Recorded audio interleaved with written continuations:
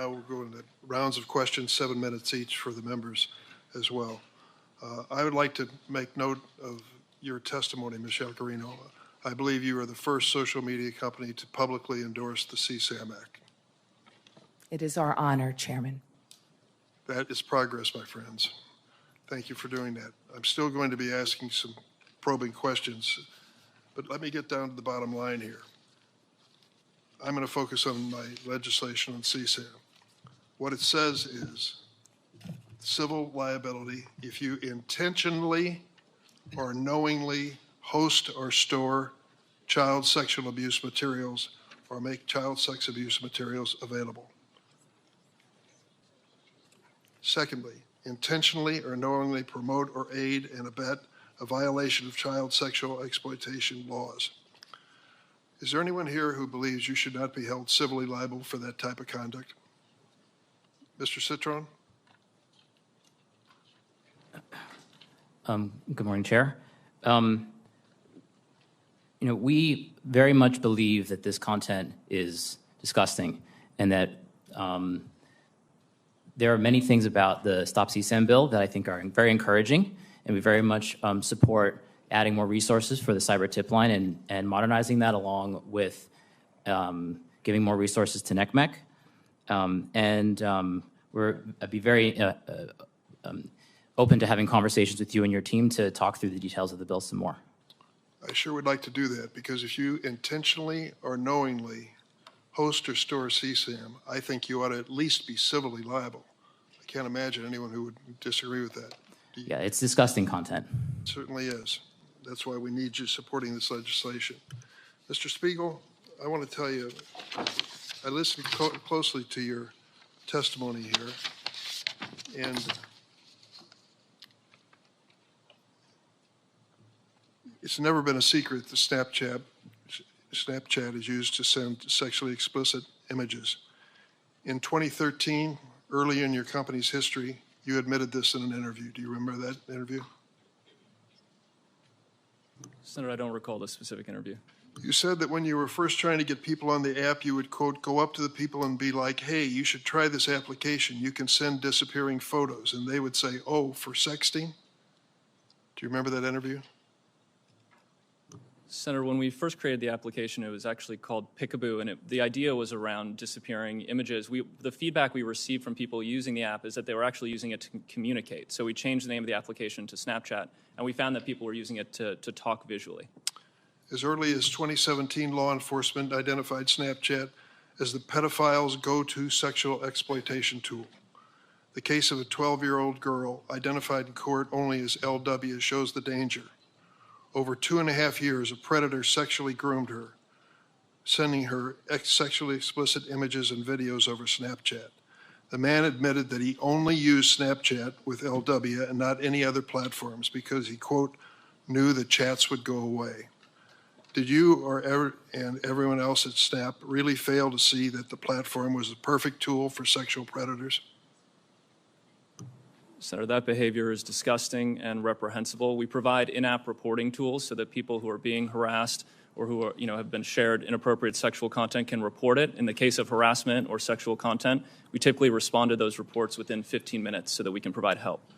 When LW, the victim, sued Snapchat, her case was dismissed under Section 230 of the Communications Decency Act. Do you have any doubt that had Snap faced the prospect of civil liability for facilitating sexual exploitation, the company would have implemented even better safeguards? Senator, we already work extensively to proactively detect this type of behavior. We make it very difficult for predators to find teens on Snapchat. There are no public friends lists, no public profile photos. When we recommend friends for teens, we make sure that they have several mutual friends in common before making that recommendation. We believe those safeguards are important to preventing predators from misusing our platform. Mr. Citron, according to Discord's website, it takes a, quote, proactive and automated approach to safety only on servers with more than 200 members. Smaller servers rely on server owners and community moderators to define and enforce behavior. So how do you defend an approach to safety that relies on groups of fewer than 200 sexual predators to report themselves for things like grooming, trading a CSAM or sextortion? Chair, our goal is to get all of that content off of our platform and ideally prevent it from showing up in the first place or from people engaging in these kind of horrific activities. We deploy a wide array of techniques that work across every surface on Discord. I mentioned we recently launched something called Teen Safety Assist, which works everywhere, and it's on by default for teen users. That kind of acts like a buddy that lets them know if they are in a situation or talking with someone that may be inappropriate, so they can report that to us and block that user. Mr. Citron, if that were working, we wouldn't be here today. Chair, this is an ongoing challenge for all of us. That is why we're here today. But we do have 15% of our company is focused on trust and safety, of which this is one of our top issues. That's more people than we have working on marketing and promoting the company. So we take these issues very seriously, but we know it's an ongoing challenge, and I look forward to working with you and collaborating with our tech peers and the nonprofits to improve our approach. I certainly hope so. Mr. Chu, your organization and business is one of the more popular ones among children. Can you explain to us what you are doing particularly and whether you have seen any evidence of CSAM in your business? Yes, Senator. We have a strong commitment to invest in trust and safety. And as I said in my opening statement, I intend to invest more than $2 billion in trust and safety this year alone. We have 40,000 safety professionals working on this topic.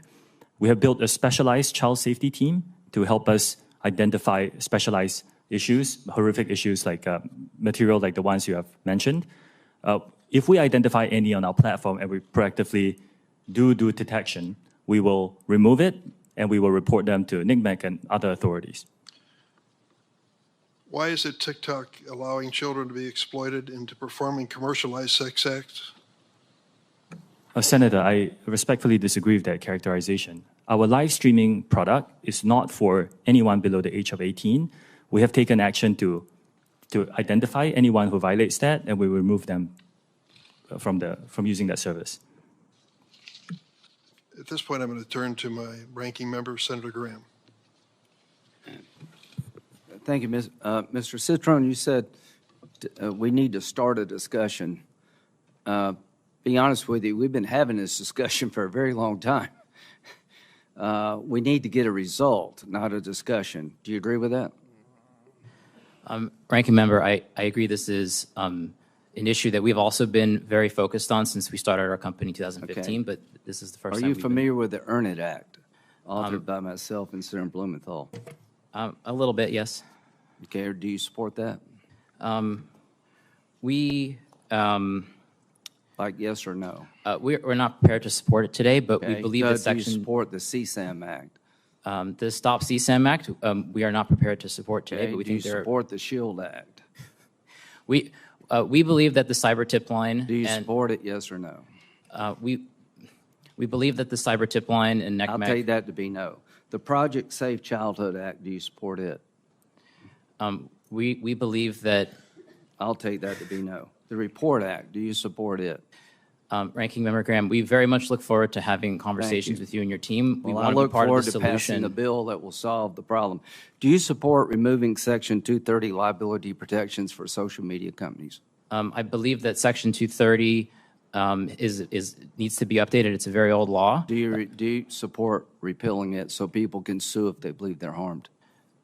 I think that Section 230, as written, while it has many downsides, has enabled innovation on the internet, which I think has largely been. Thank you very much. So here you are. You got. If you're waiting on these guys to solve the problem, we're going to die waiting. Mr. Zuckerberg,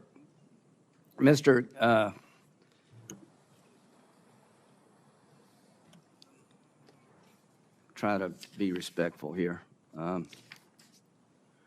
The representative from South Carolina, Mr. Guffey's son, got caught up in a sex extortion ring in Nigeria using Instagram. He was shaken down, paid money. That wasn't enough, and he killed himself using Instagram. What would you like to say to him? It's terrible. I mean, no one should have to go through something like that. Do you think he should be allowed to sue you? I think that they can sue us. Well, I think he should, and he can't. So the bottom line here, folks, is that this committee is done with talking. We passed 5 bills unanimously that in their different ways. And look at who did this. Graham Blumenthal, Durbin Hawley, Klobuchar Cornyn, Klobuchar, Blackburn, and Ossoff. I mean, we've found common ground here that just is astonishing. And we've had hearing after hearing, Mr. Chairman. And the bottom line is, I've come to conclude, gentlemen, that you're not going to support any of this. Linda, how you say your last name? Yacarino. Do you support the Earn It Act?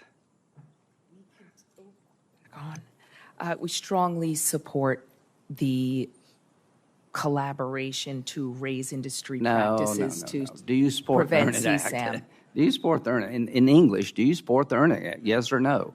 We don't need double speak We here. look forward to supporting and continue our conversations. Okay, so I'll as take you that can as no. see, But you have taken, the reason the Earn It Act's important, you can actually lose your liability protections when children are exploited and you didn't use best business practices. See, the Earn It Act means you have to earn liability protection. You're given it no matter what you do. So to the members of this committee, it is now time to make sure that the people who are holding up the signs can sue on behalf of their loved ones. Nothing will change until the courtroom door is open to victims of social media. $2 billion, Mr. Chu. What percentage is that of what you made last year? Senator, it's a significant and increasing investment. As a I mean, private like, company, we're not You sharing pay our taxes. financials. I mean, 2% is what percent of your revenue? Senator, we're not ready to share our financials in public. Well, I just think $2 billion sounds a lot unless you make $100 billion. So the point is, when you tell us you're going to spend $2 billion, great, but how much do you make? It's all about eyeballs. Well, our goal is to get eyeballs on you. And it's just not about children. I mean, the damage being done. Do you realize, Mr. Chu, that your TikTok representative in Israel resigned yesterday? Yes, I am aware. Okay, and he said, I resigned from TikTok. We're living in a time in which our existence as Jews in Israel, and Israel is under attack and in danger. Multiple screenshots taken from TikTok's internal employee chat platform known as LARC show how TikTok's trust and safety officers celebrate the barbaric acts of Hamas and other Iranian-backed terror groups, including the Houthis in Yemen. Senator, I need to make it very clear that pro-Hamas content and hate speech is not allowed on our platform or within our company. Why did he resign? Why did he quit? Senator, we also do not allow any Do you know hateful why he behavior at work. quit? Do you know why he quit? We do not allow this. We will investigate such My question claims. is, he quit. I'm sure he had a good job. He gave up a good job because thinks your platform is being used to help people who want to destroy the Jewish state. And I'm not saying you want that. Mr. Zuckerberg, I'm not saying you want, as an individual, any of the harms. I am saying that the products you have created with all the upside have a dark side. Mr. Citron, I am tired of talking. I'm tired of having discussions. We all know the answer here. And here's the ultimate answer. Stand behind your product. Go to the American courtroom and defend your practices. Open up the courthouse door. Until you do that, nothing will change. Until these people can be sued for the damage they're doing, it is all talk. I'm a Republican who believes in free enterprise, but I also believe that every American who's been wronged has to have somebody to go to complain. There's no commission to go to that can punish you. There's not one law in the book because you oppose everything we do, and you can't be sued. That has to stop, folks. How do you expect the people in the audience to believe that we're going to help their families if we don't have some system or a combination of systems to hold these people accountable? Because for all the upside, the dark side is too great to live with. We do not need to live this way as Americans. Thank you, Senator Graham. Senator Klobuchar is next. She's been quite a leader on the subject for quite a long time on the SHIELD Act and with Senator Cornyn on the revenge porn legislation. Senator Klobuchar. Thank you very much, Chairman Durbin, and thank you, Ranking Member Graham, for those words. I couldn't agree more. For too long, we have been seeing the social media companies turn a blind eye when kids have joined these platforms in record numbers. They have used algorithms that push harmful content because that content got popular. They provided a venue, maybe not knowingly at first, but for dealers to sell deadly drugs like fentanyl. Our own head of our Drug Enforcement Administration has said they basically been captured by the cartels in Mexico and in China. So I strongly support, first of all, the Stop CSAM bill. I agree with Senator Graham that nothing is going to change unless we open up the courtroom doors. I think the time for all of this immunity is done because I think money talks even stronger than we talk up here. 2 of the 5 bills, as noted, are my bills with Senator Cornyn. One has actually passed through the Senate but is waiting action in the House. But the other one is the SHIELD Act, and I do appreciate the support of that bill. This is about revenge porn. The FBI director testified before this committee. There's been over 20 suicides of kids attributed to online revenge porn in just the last year. But for those parents out there and those families, this is for them about their own child, but it's also about making sure this doesn't happen to other children. I know because I've talked to these parents. Parents like Bridget Noring from Hastings, Minnesota, who is out there today. Bridget lost her teenage son after he took a fentanyl lace pill that he purchased on the internet. Amy Neville is also here. Platform got the pill. Amy Neville is also here. Her son Alexander was only 14 when he died after taking a pill he didn't know was actually fentanyl. We're starting a law enforcement campaign, One Pill Kills in Minnesota, going to the schools with the sheriffs and law enforcement.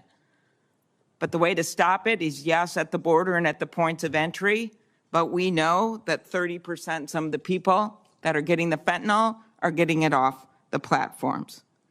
Meanwhile, social media platforms generated $11 billion in revenue in 2022 from advertising directed at children and teenagers, including nearly $2 billion in ad profits derived from users age 12 and under. When a Boeing plane lost a door in mid-flight several weeks ago, nobody questioned the decision to ground a fleet of over 700 planes. So why aren't we taking the same type of decisive action on the danger of these platforms when we know these kids are dying? We have bills that have passed through this incredibly diverse committee when it comes to our political views, that have passed through this committee, and they should go to the floor. We should do something finally about liability, and then we should turn to some of the other issues that a number of us have worked on when it comes to the charges for app stores and when it comes to some of the monopoly behavior and the self-preferencing. But I'm going to stick with this today. Facts. 1/3 of fentanyl cases investigated over 5 months had direct ties to social media. That's from the DEA. Facts. Between 2012 and 2022, cyber tip line reports of online child sexual exploitation increased from 415,000 to more than 32 million. And as I noted, at least 20 victims committed suicide in sextortion cases. So I'm going to start with that, with you, Mr. Citron. My bill with Senator Cornyn, the SHIELD Act, includes a threat provision that would help protection and accountability for those that are threatened by these predators. Young kids, get a picture, send it in, think they got a new girlfriend or a new boyfriend, ruins their life, or they think it's going to be ruined, and they kill themselves. So could you tell me why you're not supporting the SHIELD Act?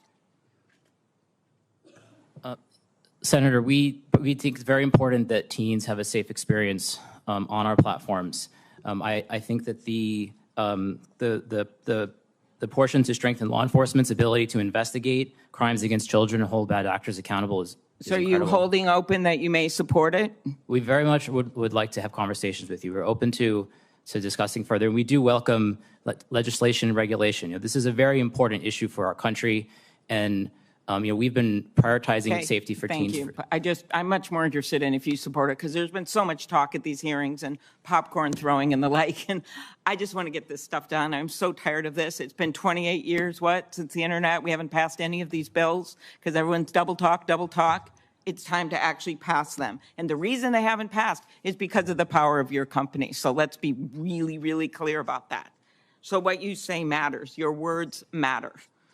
Mr. Chu, I'm a co-sponsor of Chair Dermot's Stop CSAM Act of 2023, along with Senator Hawley, who's the lead Republican, I believe, which, among other things, empowers victims by making it easier for them to ask tech companies to remove the material and related imagery from their platforms. Why would you not support this bill?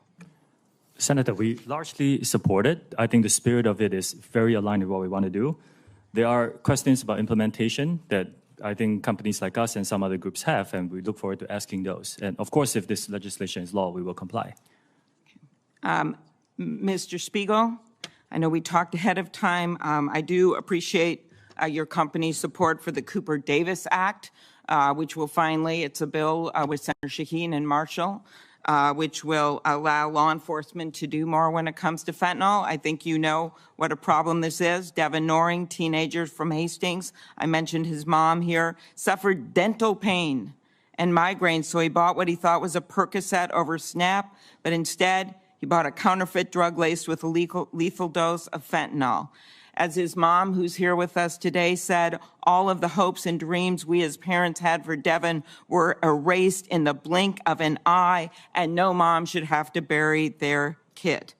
Talk about why you support the Cooper Davis Act. Senator, thank you. We strongly support the Cooper Davis Act, and we believe it will help DEA go after the cartels and get more dealers off the streets to save more lives. Okay. Are there others that support that bill on this? No. Okay. Mr. Zuckerberg, in 2021, the Wall Street Journal reported on internal Meta research documents asking, why do we care about tweens? These were internal documents. I'm quoting the documents. And answering its own question by citing Meta internal emails.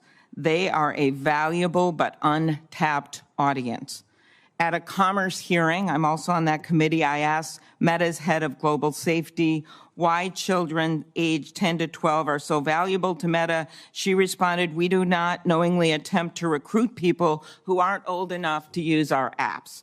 Well, when the 42 state attorneys general, Democrat and Republican, brought their case, they said this statement was inaccurate. Few examples. In 2021, she received an email, Ms. Davis, from Instagram's research director saying that Instagram is investing in experiencing targeting young age roughly 10 to 12. In a February 2021 instant message, one of your employees wrote that Meta is working to recruit Gen Alpha before they reach teenage years. A 2018 email that circulated inside Meta says that you were briefed that children under 13 will be critical for increasing the rate of acquisition when users turn 13. Explain that with what I heard at that testimony at the commerce hearing, that they weren't being targeted. And I just ask again, as the other witnesses were asked, why your company does not support the Stop CSAM Act or the SHIELD Act. Sure, Senator. I'm happy to talk to both of those. We had discussions internally about whether we should build a kids version of Instagram, like the kids versions of YouTube and other services. We haven't actually moved forward with that, and we currently have no plans to do so. So I can't speak directly to the exact emails that you cited, but it sounds to me like they were deliberations around a project that people internally thought was important and we didn't end up moving forward with. Okay, Jeff? but, and the bills, what Yeah. are you going to say about So- the two bills? Sure. Is it- So overall, I mean, my position on the bills is I agree with the goal of all of them. There are most things that I agree with within them. There are specific things that I would probably do differently. We also have our own legislative proposal for what we think would be most effective in terms of helping the internet in the various companies give parents control over the experience. So I'm happy to go into the detail on any one of them, but ultimately, I mean, I think that this I is... just, again, well, I think these parents will tell you that this stuff hasn't worked to just give parents control. They don't know what to do. It's very, very hard, and that's why we are coming up with other solutions that we think are much more helpful to law enforcement, but also this idea of finally getting something going on liability. Because I just believe with all the resources you have, that you actually would be able to do more than you're doing, or these parents wouldn't be sitting behind you right now in this Senate hearing room. Thank you, Senator Senator, Klobuchar. can I Senator speak to Cor- that? Or do you want me to come Yeah. back later? Please, go ahead. I don't think that parents should have to upload an ID or prove that they're the parent of a child in every single app that their children use. I think the right place to do this, and a place where it'd be actually very easy for it to work, is within the app stores themselves, where my understanding is Apple and Google already, or at least Apple, already requires parental consent when a child does a payment with an app. So it should be pretty trivial to pass a law that requires them to make it so that parents have control anytime a child downloads an app and offers consent of that. And the research that we've done shows that the vast majority of parents want that. And I think that that's the type of legislation, in addition to some of the other ideas that you all have, that would make this a lot easier for parents. I just to be clear, I remember one mom telling me with all these things she could maybe do that she can't figure out. It's like a faucet overflowing in a sink, and she's out there with a mop while her kids are getting addicted to more and more different apps and being exposed to material. We've got to make this simpler for parents so they can protect their kids, and I just don't think this is going to be the way to do it. I think the answer is what Senator Graham has been talking about, which is opening up the halls of the courtroom so that puts it on you guys to protect these parents and protect these kids, and then also to pass some of these laws that makes it easier for law enforcement. Thank you, Senator Klobuchar. We're going to try to stick to the 7-minute rule. Didn't work very well, but I'll try to give additional time on the other side as well. Senator Cornyn? There's no question that your platforms are very popular, but we know that while here in the United States we have an open society and free exchange of information, that there are authoritarian governments, there are criminals who will use your platforms for the sale of drugs, for sex, for extortion, and the like. And Mr. Chu, I think your company is unique among the ones represented here today because of its ownership by ByteDance, a Chinese company. And I know there have been some steps that you've taken to wall off the data collected here in the United States. But the fact of the matter is that under Chinese law and Chinese national intelligence laws, all information accumulated by companies in the People's Republic of China are required to be shared with the Chinese intelligence services. ByteDance, the initial release of TikTok, I understand, was 2016. These efforts that you made with Oracle under the so-called Project Texas to wall off the U.S. data was in 2021 and apparently allegedly fully walled off in March of 23. What happened to all of the data that TikTok collected before that?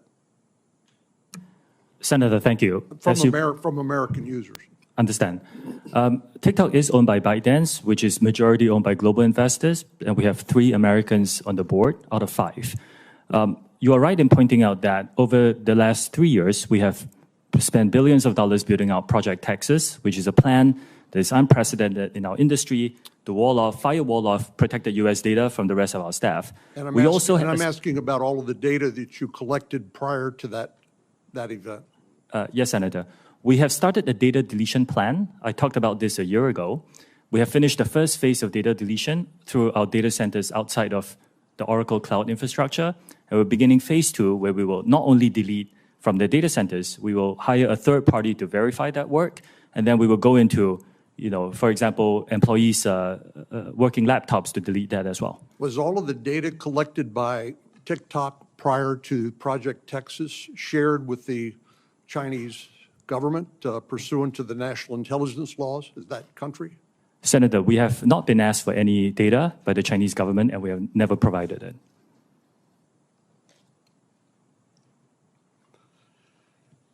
Your company is unique again among the ones represented here today because you're currently undergoing review by the Committee on Foreign Investment in the United States. Is that correct? Senator, yes, there are ongoing discussions, and a lot of our Project Texas work is informed by the discussions with many agencies under the CFIUS umbrella. Well, CFIUS is designed specifically to review foreign investments in the United States for national security risks, correct? Yes, I believe so. And your company is currently being reviewed by this interagency committee at the Treasury Department for potential national security risks. Senator, this review is on a acquisition of Musical.ly, which is an acquisition that was done many years ago. I mean, is this a casual conversation, or are you actually providing information to the Treasury Department about how your platform operates for evaluating a potential national security risk? Senator, it's been many years across 2 administrations and a lot of discussions around how our plans are, how our systems work. We have a lot of robust discussions about a lot of detail. 63% of teens, I understand, use TikTok. Does that sound about right? Senator, I cannot verify that. We know we are popular amongst many age groups. The average age in the U.S. today for our user base is over 30, but we're aware we are popular. And you reside in Singapore with your family, correct? Yes, I reside in Singapore and I work here in the United States as well. And do your children have access to TikTok in Singapore? Senator, if they lived in the United States, I would give them access to our under 13 experience. My children are below the age of 13. My question is, in Singapore, do they have access to TikTok, or is that restricted by domestic law? We do not have an under 13 experience in Singapore. We have that in the United States. Because we were deemed a mixed audience app, and we created the under 13 experience in response to that. A Wall Street Journal article published yesterday directly contradicts what your company has stated publicly. According to the journal, employees under the Project Texas say that U.S. user data, including user emails, birth date, IP addresses, continue to be shared with ByteDance staff, again, owned by a Chinese company. Do you dispute that? Yes, Senator. There are many things about that article. They are inaccurate. Where it gets right is that this is a voluntary project that we built. We spent billions of dollars. There are thousands of employees involved, and it's very difficult because it's unprecedented. Why is it important that the data collected from U.S. users be stored in the United States? Senator, this was a project we built in response to some of the concerns that were raised by members of this committee and others. And that was because of concerns that the data that was stored in China could be accessed by the Chinese Communist Party according to the national intelligence laws, correct? Senator, we are not the only company that does business, that has Chinese employees, for example. We're not even the only company in this room that hires Chinese nationals. But in order to address some of these concerns, we have moved the data into the Oracle Cloud infrastructure. We built a 2,000-person team to oversee the management of the data based here. We walled it off from the rest of the organization. And then we open it up to third parties like Oracle, and we will onboard others to give them third-party validation. This is unprecedented access. I think we are unique in taking even more steps to protect user data in the United Well, States. you've disputed the Wall Street Journal story published yesterday. Are you going to conduct any sort of investigation to see whether there's any truth to the allegations made in the article, or are you just going to dismiss them outright? We're not going to dismiss them. So we have ongoing security inspections, not only by our own personnel, but also by third parties to ensure that the system is rigorous and robust. No system that any one of us can build is perfect.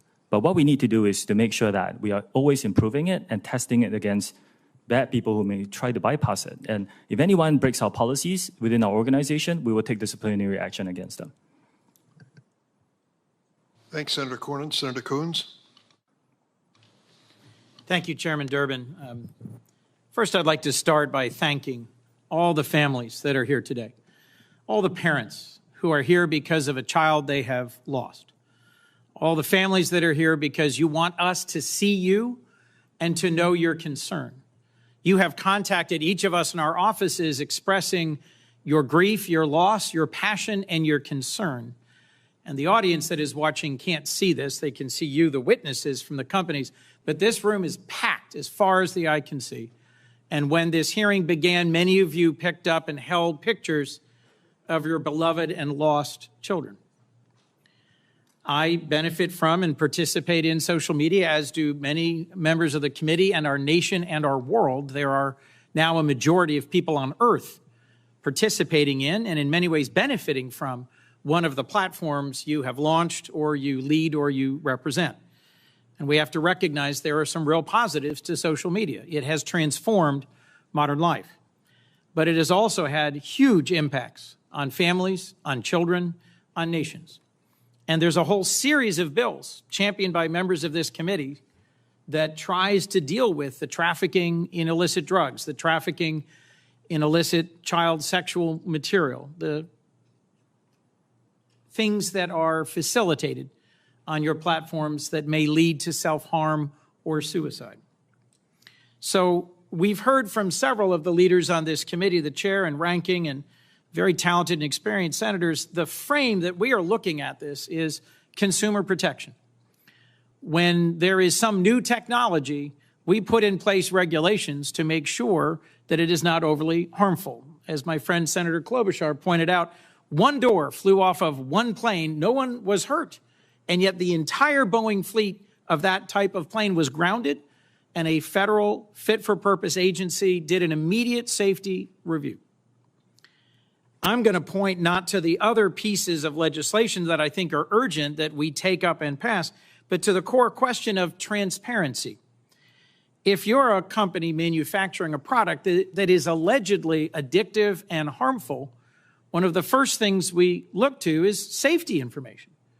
We try to give our constituents, our consumers, warnings, labels that help them understand what are the consequences of this product and how to use it safely or not.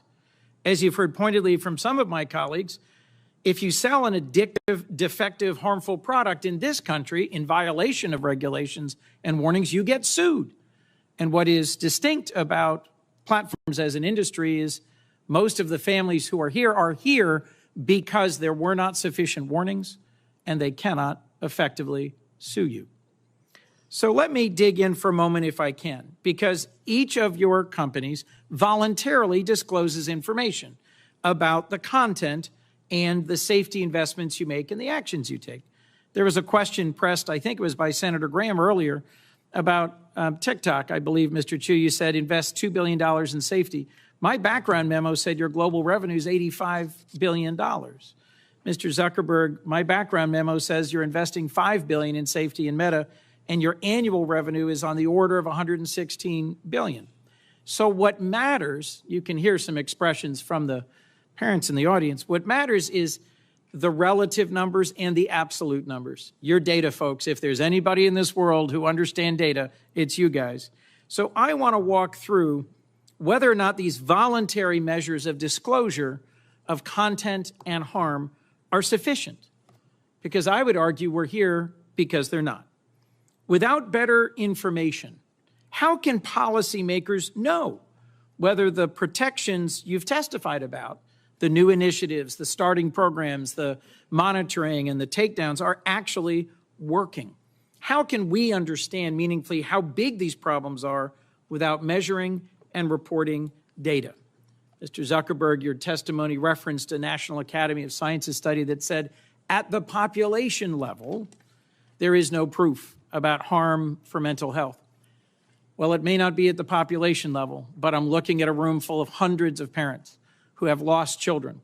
And our challenge is to take the data and to make good decisions about protecting families and children from harm. So let me ask about what your companies do or don't report.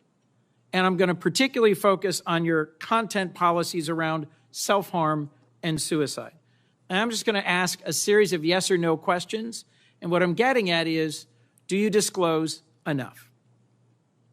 Mr. Zuckerberg, from your policies prohibiting content about suicide or self-harm, do you report an estimate of the total amount of content, not a percentage of the overall, not a prevalence number, but the total amount of content on your platform that violates this policy? And do you report the total number of views that self-harm or suicide-promoting content that violates this policy gets on your platform? Yes, Senator. We pioneered a quarterly reporting on our community standards enforcement across all these different categories of harmful content. We focus on prevalence, which you mentioned, because what we're focused on is what % of the content that we take down. So, Mr. Zuckerberg, I'm going to interrupt you, and you're very talented. I have very little time left. I'm trying to get an answer to a question. Not as a percentage of the total, because remember, it's a huge number, so the percentage is small. But do you report the actual amount of content and the amount of views self-harm content received? No, I believe we focus on prevalence. Correct. You don't. Ms. Yacarina, yes or no? You report it or you don't? Senator, as a reminder, we have less than 1% of our users that are between the ages of 13 and 17. Do you report the absolute number of how many images and how often viewed? Posts and accounts that we've taken down in 2023. Yes. We've taken over almost 1 million posts down that in regards to mental health and self-harm. Mr. Chu, do you disclose the number of appearances of these types of content and how many are viewed before they're taken down? Senator, we disclose the number we take down based on each category of violation and how many of that were taken down proactively before it was reported. Mr. Spiegel? Yes, Senator, we do disclose. Mr. Citron? Yes, we do. So I've got 3 more questions I'd love to walk through if I had unlimited time. I will submit them for the record. The larger point is that platforms need to hand over more content about how the algorithms work, what the content does, and what the consequences are. Not at the aggregate, not at the population level, but the actual numbers of cases so we can understand the content. In closing, Mr. Chairman, I have a bipartisan bill, the Platform Accountability and Transparency Act, co-sponsored by Senators Cornyn, Klobuchar, Blumenthal on this committee and Senator Cassidy and others. It's in front of the Commerce Committee, not this committee. But it would set reasonable standards for disclosure and transparency to make sure that we're doing our jobs based on data. Yes, there's a lot of emotion in this field, understandably. But if we're going to legislate responsibly about the management of the content on your platforms, we need to have better data. Is there any one of you willing to say now that you support this bill?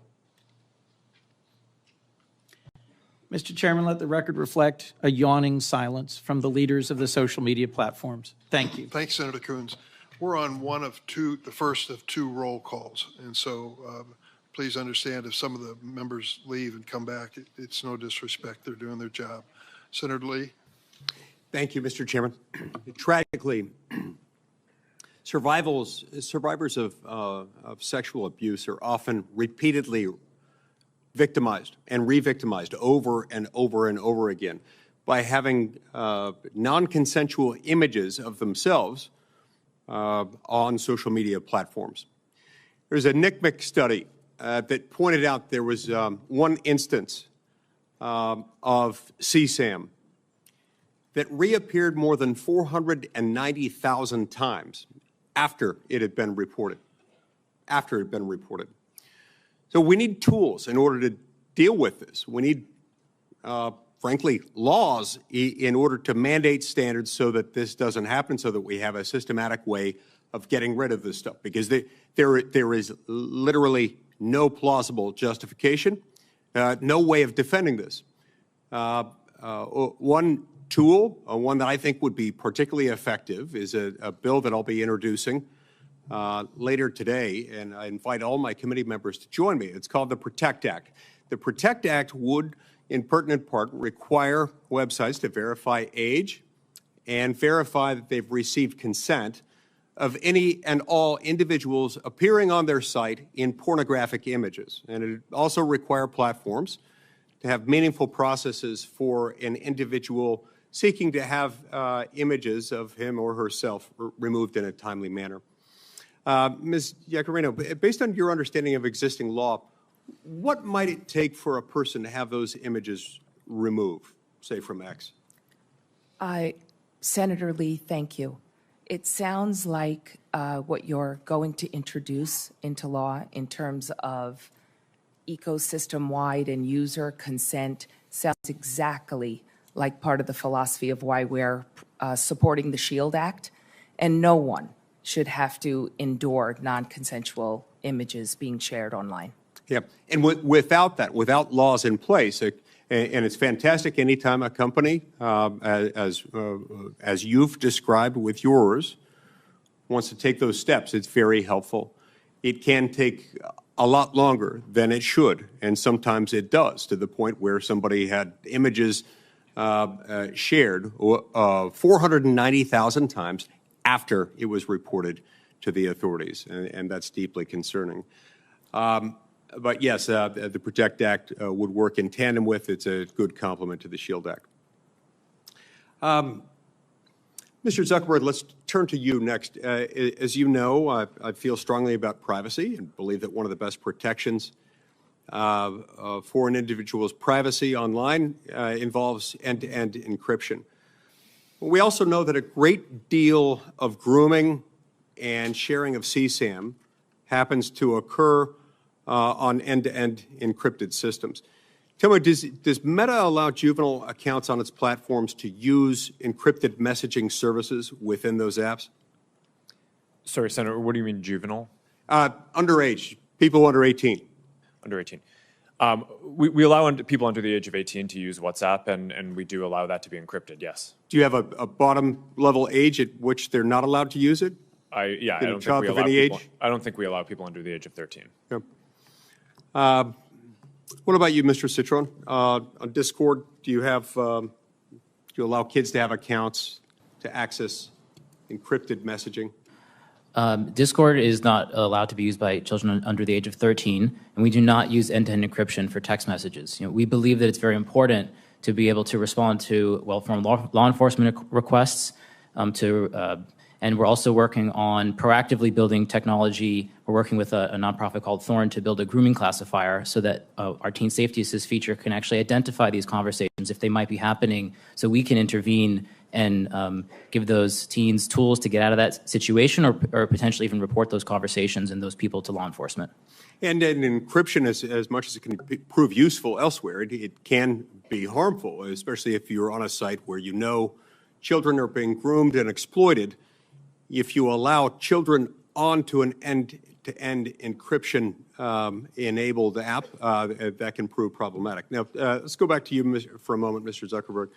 Instagram recently announced that it's going to restrict all teenagers from access to eating disorder material, suicidal ideation themed material, self-harm content, and that's fantastic. That's great.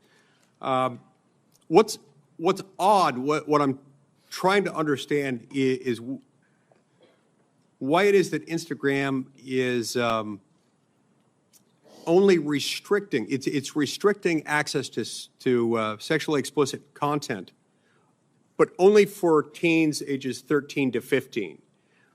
Why not restrict it for 16 and 17-year-olds as well? Senator, my understanding is that we don't allow sexually explicit content on the service for people of any age.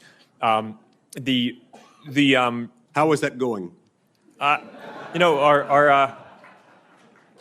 our prevalence metrics suggest that I think it's 99% or so of the content that we remove, we're able to identify automatically using AI systems. So I think that our efforts in this, while they're not perfect, I think are industry leading.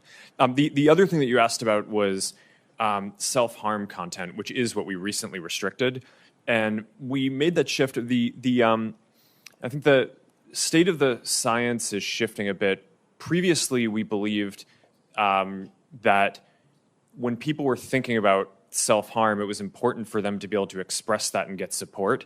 And now more of the thinking in the field is that it's just better to not show that content at all, which is why we recently moved to restrict that from showing up for those teens at all. Okay, is there a way for parents to make a request on what their kid can see or not see on your sites? There are a lot of parental controls. I'm not sure if I don't think that we currently have a control around topics, but we do allow parents to control the time that the children are on the site. And also, a lot of it is based on kind of monitoring and understanding what the teen's experience is, what they're interacting with. Mr. Citrin, Discord allows pornography on its site. Now, reportedly, 17% of minors who use Discord have had online sexual interactions on your platform, 17%. And 10% had those interactions with someone that the minor believed to be an adult. Do you restrict minors from accessing Discord servers that host pornographic material on them? Senator, yes, we do restrict minors from accessing content that is marked for adults.